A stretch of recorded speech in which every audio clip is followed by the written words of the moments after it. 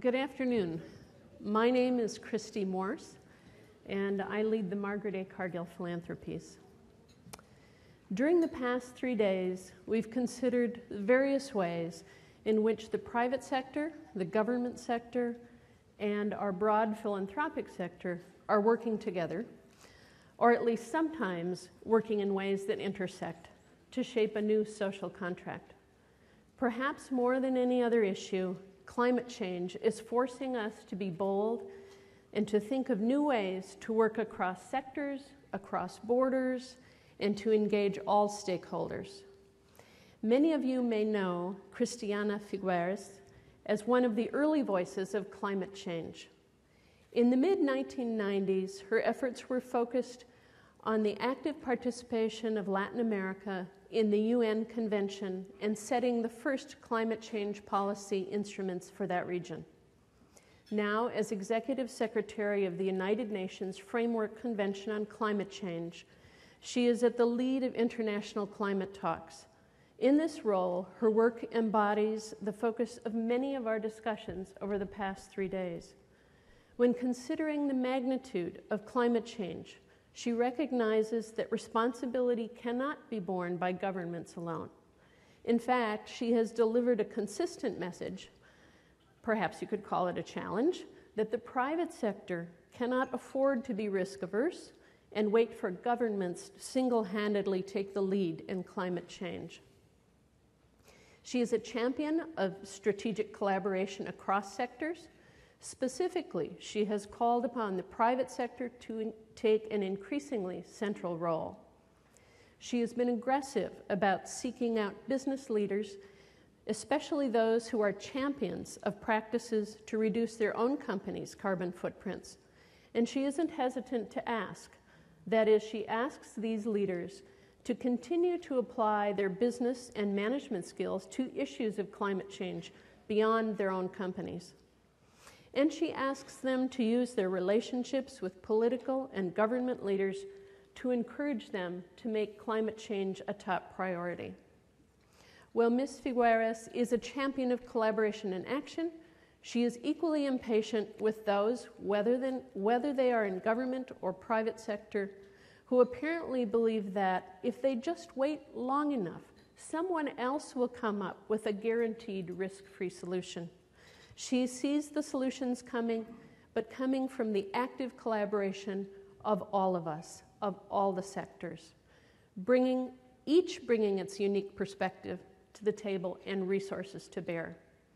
Her message has consistently been that it's time to act, time to take risks, not time to wait and talk. And she is a woman of action. She helped to launch the UN's Momentum for Change initiative, which is a platform to showcase public-private partnerships around the world. Her aim is to demonstrate that strategic partnerships can lead to benefits for both people and our climate. The most recent of the climate change conferences concluded at the end of 2011 in Durban. That conference resulted in a renewed commitment to the Kyoto Protocol and significant strides toward a common vision on climate change mitigation for the years to come. Ms. Figueres is now preparing for the next conference this fall in Qatar. She joins us after completing her latest visit to a front line of climate change. She sailed the region of Antarctica with business leaders, policymakers, and scientists to see the shifting Antarctic ice sheet firsthand. Examining an iceberg at close quarters from a dinghy helped to make climate change very personal to her. Ms. Figueres, we are all anticipating that your remarks today will help make climate change and the roles we can take in addressing it a very personal and very compelling matter to us. On behalf of all of us here at the Global Philanthropy Forum, I'm delighted you are here today. Your experiences and your views can help us to continue to assimilate information that we've been hearing these past 3 days. Everyone, would you help me in welcoming the Executive Secretary of the United Nations Framework Convention on Climate Change, Ms. Christiana Figueres. Thank you, Christine.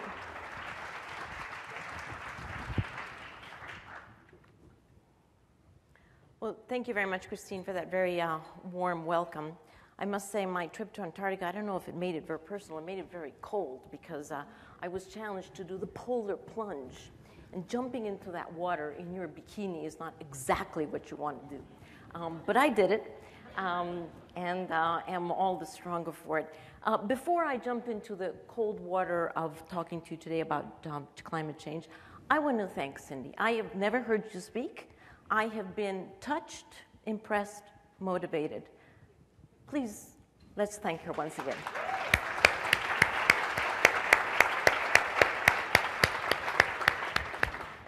It's quite wonderful to have women like that. Ladies and gentlemen, amigos y amigas, because I come from Costa Rica, dear friends, thank you very much for this invitation to speak to you about climate change, which may seem to you to be very far away from your experience. But I have to say, the conversation that you're having here these days about new systems, new ways of doing things, a new contract, that is exactly what needs to happen. It's very, very clear that the old ways that we have been using just simply haven't had the results that we need in this planet. To give you 3 data points that we all know by heart, we still have 3 billion people living under $2.5 a day. We still have 1 billion people with no access to clean water. We still have 1.6 billion people with no access to electricity. If that is not a show of no results, I don't know what is. And to make matters worse, climate change, which is here, is going to exacerbate the suffering of exactly those people in those statistics because they are the most vulnerable. So on top of being vulnerable, on top of not being helped by whatever we had invented and hasn't really resolved the problem, now we're exacerbating that human suffering. Just last month, the World Meteorological Organization came out and said, here we are yet again, extreme weather conditions such as intense droughts, intense floodings in East Africa, in Asia, and parentheses, even in this country that thinks itself exempt to climate change. What's with all these weird tornadoes? You can say what you want, but those are not normal, okay? So knowing that these extreme weather events have a very high probability of becoming much more severe as we go forward, knowing that climate change is the greatest challenge that humanity has ever faced, the greatest challenge that humanity has ever faced. What are we doing? What are we doing about it? The fact is, climate has the potential to wipe out, completely wipe out, all the advances that we've made in development over the past 20 to 30 years, let alone the very important contributions that private philanthropy has made over the past 20, 30 years. So are we going to let that happen? Because apparently that's where we are. We have greenhouse gas emissions still rising, we're still deforesting, and we're still putting money into completely unsustainable pathways. And we know that business as usual is simply not going to cut it. We know that continuing with business as usual is going to put the human community and the planet out of business. We know all of that. So where are we? Are we completely paralyzed? Well, I'm a born optimist. I couldn't do this job if I weren't. And I see, yes, we have huge clouds on top of us, but there are silver linings. Where are those silver linings? Well, we're not starting completely from scratch. So let me just point out 3 areas in which I recognize that we are making some progress, but I underline some.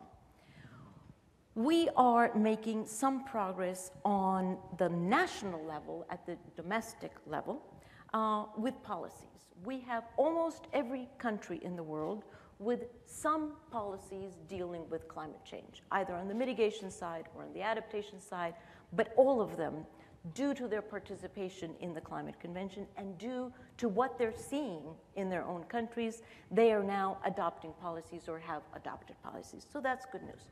We have 16 countries and counting, soon to be 18 countries, with nationally binding legislation dealing with their emissions control. Not in the United States, of course, but in 16 to 18 other countries. So on the side of national policy, we're making a dent. At least we're moving there somewhere. Not enough, but we're moving. Second area that we're moving, investment. Well, we're living in a really, really tough time for investments, but despite that, Bloomberg has already announced that we have reached the trillionth dollar invested in renewable energy around the world.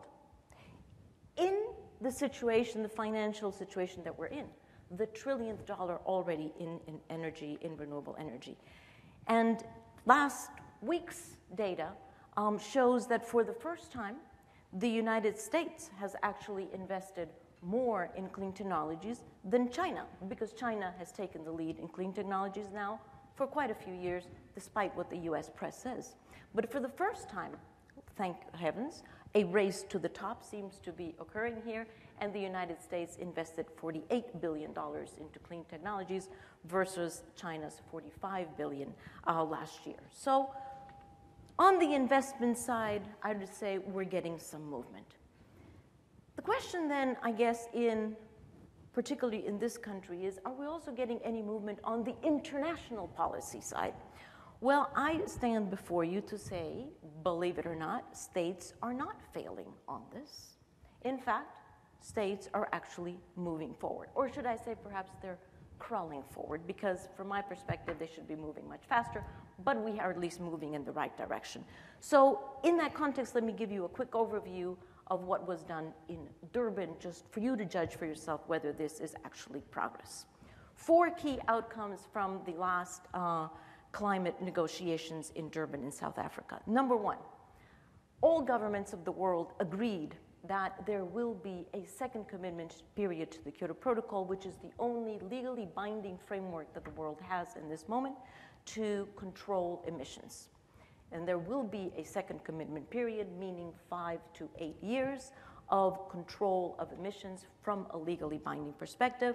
Unfortunately, only for 10 to 15% of global emissions, because it only applies to those industrialized countries that will continue in the Kyoto Protocol. But okay, that is a first step. Second agreement out of Durban, that in fact, we have all industrialized countries, without any exception, including the United States not being exempted, all industrialized countries have a pledge, not a legally binding, but a pledge on what they're going to do on mitigation, on bringing down their emissions from here to 220.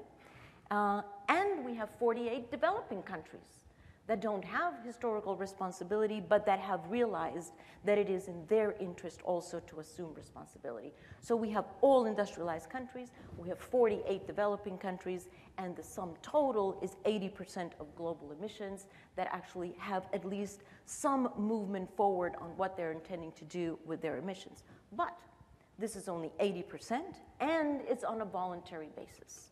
Therefore, third agreement in Durban, countries say, okay, good progress, but we need more. And countries actually go and they take an absolutely historic watershed agreement, which is that they agree to a process that will end up in a legally binding treaty for all countries to participate in, covering 100% of global emissions by the year 2015. So that gives them 3 years to negotiate basically the economic structure that our children will all be living under, because this is about completely changing the economic, the productive, the consumption structure that we've been used to. And in order to make that possible, fourth agreement, they say, you know what? And we're also going to agree on financial and technical support that is going to go to developing countries to allow them to participate in a meaningful way. So what does that mean? That actually means two things. A, that there is universal political will to act on climate change.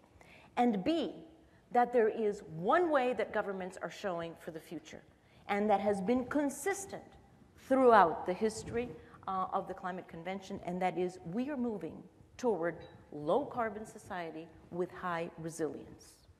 And that is absolutely clear. The direction has never been questioned. It's the pace and the scale. And that is where governments are going, but that is where governments also need help, because they have set the direction, but the impetus, mark my words, is not going to come from governments. The impetus is going to come from the private sector, and that's where you all come in. Because the question then is, if that is what we need to do, if we have to increase the pace and the scale of moving in the direction the governments have set, then what should global philanthropy be funding, and what should we be looking at? I would suggest that there are two big areas that you might consider. One is, in general, the area of how do you increase public awareness about these issues. And the second is, how do you accelerate action on the ground? So let me address the first. On increasing public awareness, what that means is to work with all the stakeholders out there, with all your groups, independently of what your specific interest is. I am going to be willing to say, independent of what you're doing, there is a climate aspect to that, because there's no aspect of human life that is not untouched by climate change. So in that sense, whenever you are funding, whatever the groups that you're funding, to increase the public awareness, because we need the public to do two things. We need them to create demand for more sustainable products, more sustainable lifestyles, because that's the way the private sector is going to react. But we also need the public to create the demand for more decisive policy, for more decisive government action. So increase public awareness to increase demand toward responsibility. And then accelerate action on the ground. What does that mean? You probably have some influence on what national governments do, but you probably have much more influence on what communities do, on what state governments do. So the subnationals, to work at the subnational level, to work with the private sector, to work with other NGOs, local NGOs, to work across the board, to really spread this message out, to work on the many different sectors that are directly linked on energy efficiency, on renewables, on deforestation, on health and women issues, on you name it, on transportation, you name it, and it also, everything has a climate aspect, and I am entreating you to begin to think on your, when you make your funding decisions, put your climate change lens on and say, and in the face of climate, how should we be making these decisions? Because it is very clear that whatever you're funding is affected by climate. Philanthropy in this country in particular, but also in others, was able over the past 20 to 30 years to mainstream corporate social responsibility in business. And that, I must say, is one of the most important things that you have done to change the way that business acts. Well, in that same spirit, I would say the next challenge, taking that one step up, is for philanthropy to make low carbon the business model for both public and private action. And you can make that difference. Let me end by saying we're in a very challenging moment. Very challenging. We still have climate deniers. We still have vested interests that would like to see no progress on these issues. We are still in the after effects of the financial crisis. We are, with respect to energy, still trying to figure out what, if any, is the role of nuclear going to be. We're still trying to figure out where do we put our vote as citizens, wherever you may be a citizen, with respect to the leadership generation that is coming in many countries. So we're still trying to figure all of these things out. And I hear many people tell me, well, we can't be aggressive on climate because we're still in the financial crisis, or because we don't know what to do about nuclear, or because the new leaders of 2013 haven't been elected yet, or. And I hear all of these very legitimate reasons. But from the perspective of your children and my children, all of that, what we hear is, frankly, simply a signal to noise ratio problem. It's signal to noise. We're not always going to be in this financial crisis. We're not always going to be in a political leadership crisis. We're not always going to be figuring this out.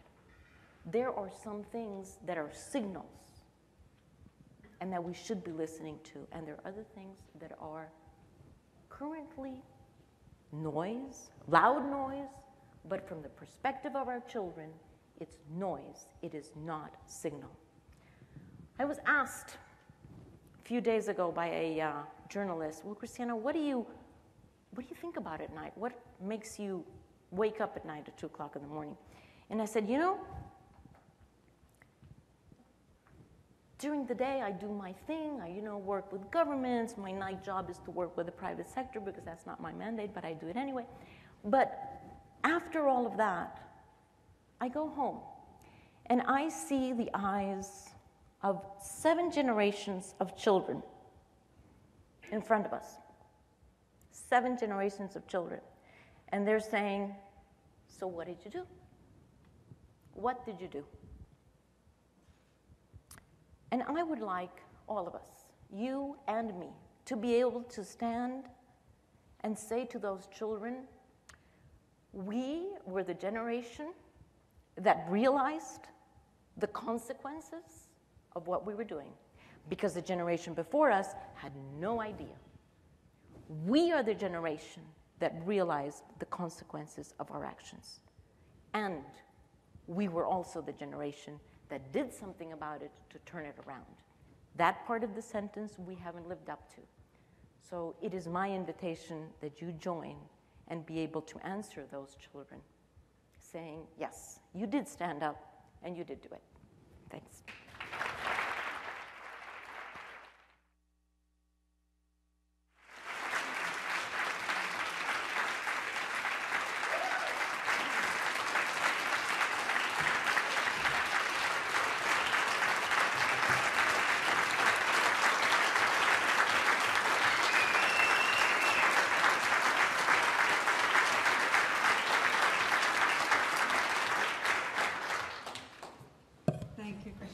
And thank you, Cindy McCain.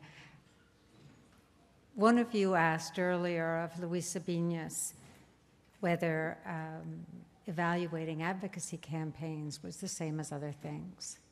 And just to reinforce the 2 most recent talks, one on civil conflict, one on climate change, 2 enormous forces that you could argue we can't affect, we can't make a difference, we can't end them. Not so. Not so. In the case of climate change, I recently met with a major foundation leader who said, we didn't get a global agreement yet. Our grantees have failed, abandoned the grantees, abandoned the cause. Yet at the same time, academic institutions, corporations, investors are investing in R&D on renewables, R&D on mitigation technologies. Companies are choosing to reduce their carbon footprint. Individuals are changing their personal choices and their purchasing choices to reflect a commitment to ending climate or to mitigating climate change, reducing it. So don't tell me that's a failure. Don't tell me that's a failure.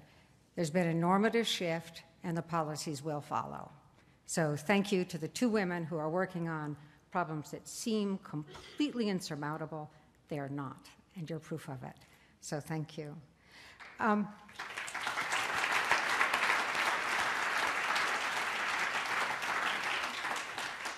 If you leave with just one conclusion from our time together, other than that we're very well fed, I hope it is that the social contract is dynamic. It's changing. You're part of that change. You influence that change. It's not just about the governments and the governed, as you learned in your high school classes, civics classes. It's about all of us. Governments alone can't solve the kinds of problems we were looking at. Markets alone can't solve the problems we were looking at. Even ingenious citizen actors can't solve the problems we're looking at. It takes us all. So, and sometimes it takes us all in combination, and sometimes it takes us all in opposition. Either way, it takes us all. So whether you're supporting a courageous human rights activist, such as the people we listened to last night, or someone who has forged a wonderful public-private partnership to eradicate a disease, or someone who has created a social business, a social enterprise that's providing goods and services and income-generating opportunities for the poor. Those are solutions. That's part of it taking us all. I was raised hearing lots of gratitude to Andrew Carnegie and John D. Rockefeller, and I got to work in both of their foundations. And we admire them for having taken the charitable impulse and translated that into a whole field, into organized philanthropy. I'm not grateful to them so much for the institutions they built, although I am, but it's for the questioning ethos they instilled in those institutions. Because what both of those men did was leave as part of their legacy no strong string attached as to what are the precise solutions, but simply the betterment of humankind. They wanted agile, adaptive institutions that would be flexible, could respond to the needs of the time. And that's the legacy everybody in this room has built on. And that's the legacy, that legacy of learning, for which I'm really grateful, and particularly grateful to you. So I'm grateful to each speaker for the past 2.5 days. It's been extraordinary. I'm grateful to every person in this room who, my gosh, got up early, stayed up late, never stopped working. And that's just what your normal life is like. You were supposed to take a break here. I'm forever grateful to the staff team that did the work. And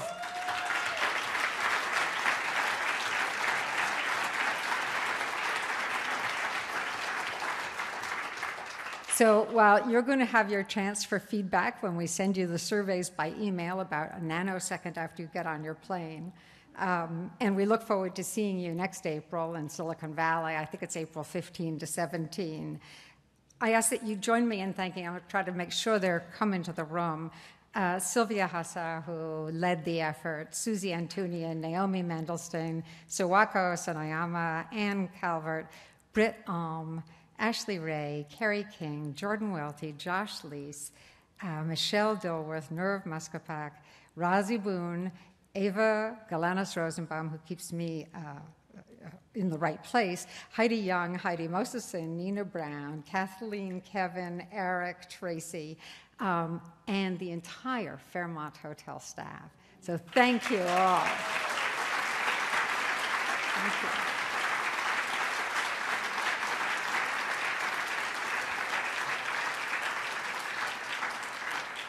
Thank you for the last 3 days together, and thank you for all you do. See you next year.